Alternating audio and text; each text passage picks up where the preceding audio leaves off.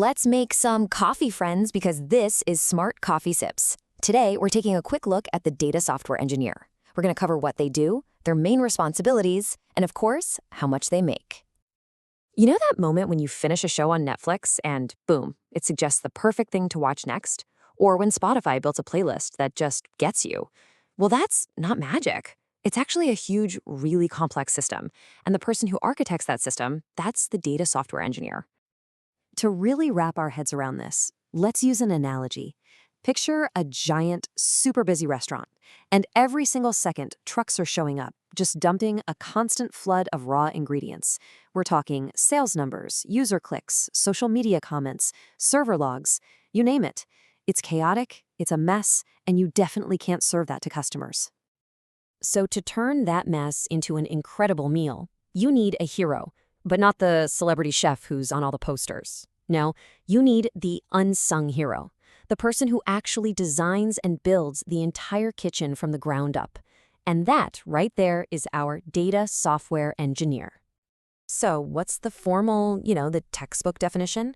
A data software engineer is someone who designs, builds, and maintains the systems that collect, store, and process massive volumes of data. They're basically the architects and the construction crew for the entire data infrastructure. But honestly, I think this explanation is way better. If a data scientist is the star chef creating these amazing dishes, the data engineer is the one who built the kitchen, put in all the plumbing, and made sure the ovens were calibrated just right. Without them, the chef is just standing in an empty room with a pile of vegetables on the floor. Plain and simple, they make the chef's work possible. Okay, so what does our kitchen hero actually do all day? Well, it all comes down to the prep work, making sure every single ingredient is cleaned, organized, and ready for the chefs to use. At the very heart of their job is a process called ETL. First, they extract the data. Think of this as getting all the raw groceries from dozens of different suppliers. Next, they transform it, washing, chopping, and cleaning it all up. And finally, they load it into a perfectly organized pantry, what we call a data warehouse, where the chefs can find exactly what they need in a second. And their job is so much more than that. They're the ones designing the pantry itself, deciding if they need a super organized data warehouse or a massive data lake for all the raw stuff. They're constantly tuning the ovens for speed. That's performance optimization. They use heavy machinery, tools like Apache Spark and Hadoop, to handle enormous amounts of data. And of course, they're in charge of quality control and making sure all the kitchen appliances work together seamlessly.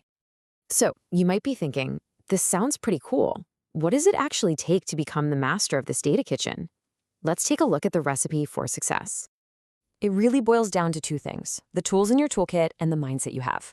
For tools, you've got to master languages like Python and SQL. You need to understand databases, big data tools, and get real comfortable with cloud platforms like AWS or Google Cloud.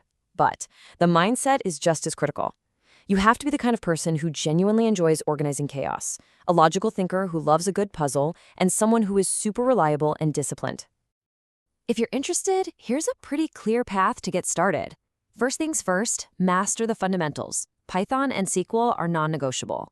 Next, get comfortable working in the cloud. Then, it's all about practice, practice, practice. Start building your very first data pipelines. And finally, the really fun part. Create a signature dish. Do a personal project to show off what you can do, like analyzing your own Spotify listening data. All right, now for the question that's probably on everyone's mind. What about the paycheck? Running a high-tech kitchen like this is a tough job. So how does the salary stack up against other roles in the tech world? Well, this table really lays it out. A data engineer's salary is often right there with or even higher than a front-end developer's, and it's quite a bit more than a QA engineer's. The demand for people who can build and manage this kind of critical infrastructure is just incredibly high, and the pay definitely reflects that. This chart really highlights the difference, doesn't it? Especially once you get to that mid-level.